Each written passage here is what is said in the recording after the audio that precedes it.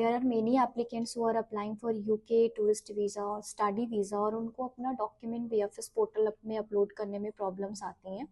तो आप अपने डॉक्यूमेंट्स को यूके का जो एक वीज़ा प्रोसेस है उसमें उन्होंने एक फैसिलिटी दे रखी है that you can upload all your documents on their authorize partner which is VFS.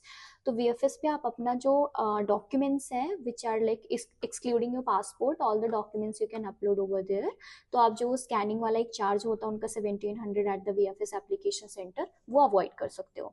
But वो डॉक्यूमेंट अपलोड करने का प्रोसेस क्या होता है, तो here I am here to tell you like what are the steps you need to follow, और आप अपना डॉक्यूमेंट्स कैसे वहाँ पे अपलोड कर सकते हो।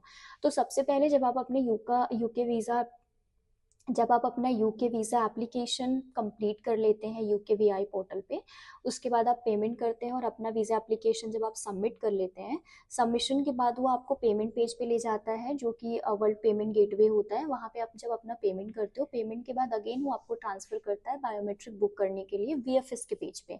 वीएफएस के पेज से आप अपना लोकेशन चूज़ करते हो, डेट चूज़ करते हो बायोमेट्रिक देने के लिए, अपना फिंगरप्रिंट देने के लिए। और जब आपकी बायोमेट्रिक डेट आ जाती है, फिर उसके बाद आपको सेम उसी लिंक से उसी पोर्टल में लॉगिन करना है। मीन्स जैसे आप पेमेंट के बाद आगे गए थे, अब आप अपना बायोमेट्रिक जब ले लेते हो तो वो पोर्टल क्लोज हो जाता है। What again you have to do is कि आपको वीएफएस पोर्टल पे अपने रेफरेंस नंबर और ईमेल आईडी के साथ लॉगिन करना है। और जब आप लॉगिन करेंगे उसके बाद फिर वहाँ पे आपको सर्विसेज ऑप्ट करने के लिए ऑप्शन आएगा जिसमें एक सेल्फ अपलोड सर्विस होती है जो कि फ्री ऑफ कॉस्ट होती है। तो आपको अपनी सेल्फ अपलोड सर्विस वो चूज़ कर लेना है, और उसके बाद वो डॉक्यूमेंट्स अपलोड करने के लिए आपको एक विंडो देता है।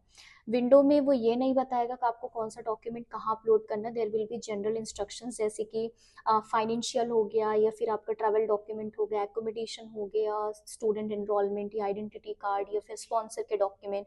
तो अब ये आप पे डिपेंड करता है कि आपको इतनी नॉलेज होनी चाहिए कि किस सेक्शन में कौन सा डॉक्यूमेंट जाएगा विद द फाइल नेम। वहाँ पे आप अपना डॉक्यूमेंट जब आप अपलोड करोगे, let suppose you should have that knowledge, वो केस टू केस वैरी करता है कि किस में क्या डॉक्यूमेंट्स जाएंगे। जब आप अपना डॉक्यूमेंट अपलोड करेंगे तो हर डॉक्यूमेंट के बाद मेक श्योर कि नीचे एक ऑप्शन आता है सेव एंड कंटिन्यू। जैसे आप अपना डॉक्यूमेंट अपलोड करिए उसके बाद आप सेव करिए और कंटिन्यू करिए। अगेन वो एक ऑप्शन आपको ब्लिंक करता है वहाँ पे upload more files. So every time you have to repeat this same process, upload, save and continue, then upload more files. So this is the process which you have to follow while uploading your document on VFS portal. But question जो है वो यही है कि कोई भी document वो बहुत ही क्लियर लाइन में रहता है कि VFS इस बात के लिए जिम्मेदार नहीं है कि आपने कैसे अपना डॉक्यूमेंट अपलोड किया, is it readable, digital glitch है या कोई और ग्लिच है, तो VFS उसके लिए रिस्पॉन्सिबल नहीं। तो इसलिए आई वुड से क्योंकि आप पेमेंट भी करते हो, अपना वीज़ा फ़ी पे करते हो, प्लस आप जो है बायोमेट्रिक के लिए पे करते हो, सो जस्ट एक्सक्लूडिंग कंसल्टेंट फ़ी, वीज़ा कंसल्टेंट की आप हेल्प नहीं लेते, असिस्टेंस नहीं लेते, और वो सारा कुछ जाके एंड में रिफ्यूज़ हो जाता है। तो I would say to not experiment on your case, you should always take a expert guidance because your case could be for the first time for you. तो वो एक तरीके से एक्सपेरिमेंट ही होता है। बट अगर आप किसी प्रोफेशनल की हेल्प लेते हैं जिनका रोज़ का वो काम है, तो वो आपको एक सही तरीके से गाइडेंस दे सकते हैं।